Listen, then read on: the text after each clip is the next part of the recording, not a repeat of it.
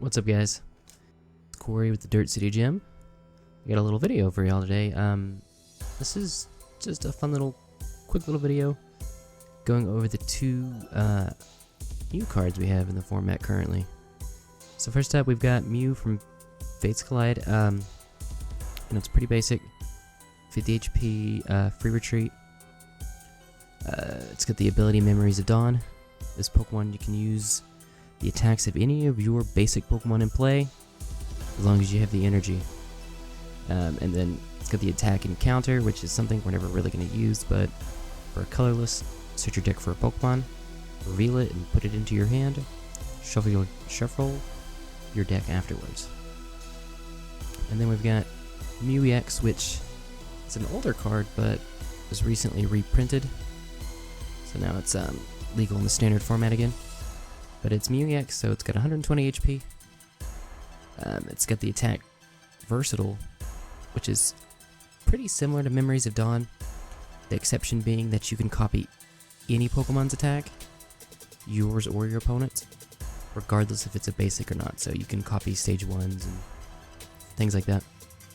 And its second attack, Replace.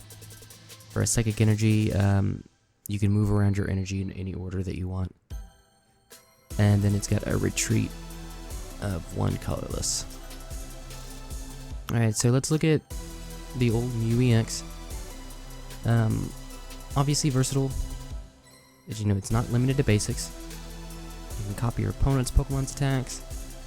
Being that it's an EX, you can search for it with Hoopa, the Scoundrel Ring. And then having that 120 HP, pretty significantly bulkier than the regular Mew. Going back to the other Mew, you know, it's non-EX, so you're only dealing with 1 prize. But also it's got free retreat, so it's good as a pivot. You know, either starting it out with it in your opening hand, or promoting it after a Pokemon gets knocked out or something like that. You can just retreat back, do whatever you need to do.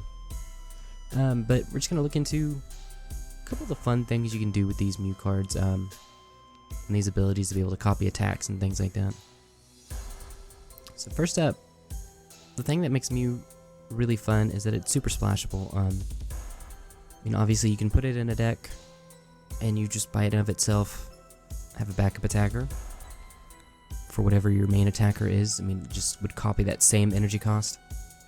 So it just gets some more firepower. If you're using the baby Mew, or the non-EX Mew, Mew can be your active, and you can use your big attacker's attack without having to worry about the prize trade. But also, being that it's psychic, it hits Mega Mewtwo for weakness. Mega Mewtwo is one of the big bad decks in the formats right now, so that's something people are looking to. And having either of these Mews being super splashable is definitely an option that we have. So I'm just going to look up a couple relevant attackers and just kind of things that you can do with these Mews. Alright, so first up we got Xerneas, the Rainbow Road Xerneas. When you're copying Rainbow Force, you only need 4 types on your bench, or 3 types with the Fighting Fury belt. So that's not too bad. With Darkrai EX, you need 5 Dark Energy on the board, or 4 Dark Energy with a belt. And then with Eeveeloutions EX, you need 5 energy between both Pokemon, or 4 energy with a belt between both Pokemon. Those are pretty relevant numbers. And then next up we got Lugia EX. Lugia is pretty similar to Eevee, the difference being that you only need 2 colorless, so you can just throw a DCE on, start swinging with the Mew. But also, it does 20 less damage, because like Eeveelotions does 20 damage plus 20 times. So you have to do the math a little bit differently. So you need 5 energy with the belt to knock out the Mega Mewtwo, and then 6 energy without the belt to knock out the Mega Mewtwo, and that's energy that's split up between Mew and the Mewtwo. So those are pretty fun numbers to look at. Another thing that's pretty fun with the Mew is using Umbreon EX. This is again going with the Mega Mewtwo matchup, but it's also something that's relevant just for any megas in general, Umbreon EX is the attack in-game, which for dark and 2 colorless does 70 damage, and if this attack were to knock out a mega Pokemon, you take 2 more prize cards. So you're taking 4 prize cards off a mega, which is pretty fun. An interesting thing doing it with Mew, one of the Mews, is that with its psychic typing,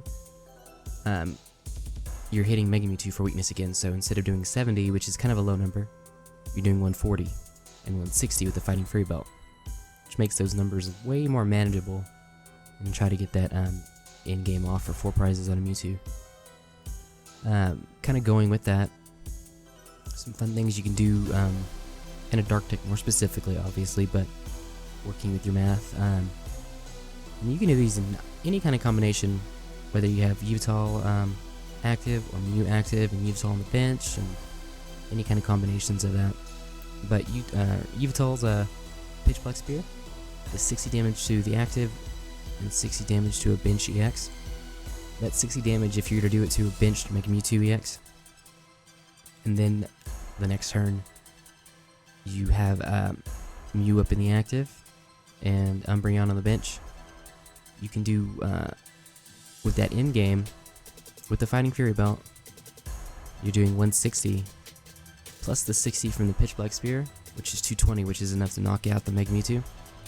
So that's kind of some fun things you can mess around with, whether it be having a Mew EX up in the active, and using the Pitch Black Spear, and the next turn, you know, like Lysandering out a Mewtwo, or Ninja Boying out a Mewtwo, or a Mew, and doing different things like that. So it's definitely fun things to kind of keep in mind, and whether you're playing the Mewtwo deck and you're playing against Dark, it's definitely something to watch out for, because a lot of Dark decks are splashing in Mews. Or if you're running Dark and making Mewtwo a problem, or becoming a problem, you can throw in Mews. Some other interesting things we can do with the Mew. You know, one of the big decks is the Toolbox deck, with Ninja Boy and Vileplume and things like that. Another option that we have is going the Mew route, running a Mew box type deck. We can use things like Rainbow Energy and then Double Colorless Energy to start copying just any kind of a relevant Pokemon's attack from the bench. So, say on the bench you had a Jolteon EX and a Glaceon EX or a Regice or any kind of combination of those. You can just start copying those, kind of depending on whatever situation you need, and just have that revolving door of locking out the opponent from doing damage. If you can get it going, it's definitely really fun. You can start locking things out. Even if you only have 1 or 2 of these on the bench, you can Ninja Boy one out to get the one you need, and things like that. That magic number is Rainbow Energy and a Double Colorless. This also works for other Pokemon with Umbreon EX, obviously, and things like that. Just kind of have that revolving door. But and then finally, I mean, just speaking of just using Ninja Boy in general, having that surprise opportunity to have a tech card in your deck, and Mew in the active, you know, Ninja Boy something off your bench and it's something you need out of your deck, and then just swing with the Mewtwo relatively easily. I mean, it's always fun. But anyway, that's all I got for y'all guys. Just like I said, just a quick little video, fun on the Mews rolling around. Personally, I use just the regular Fates Collide Mew, the non-EX version, but Mew EX is still super relevant. So it's really just kind of give and take, depending on what you do with your deck and everything like that. Mew is definitely splashable, so something you look forward to. Alright, and I will see y'all next time, but, you know, be sure to like, sub, comment,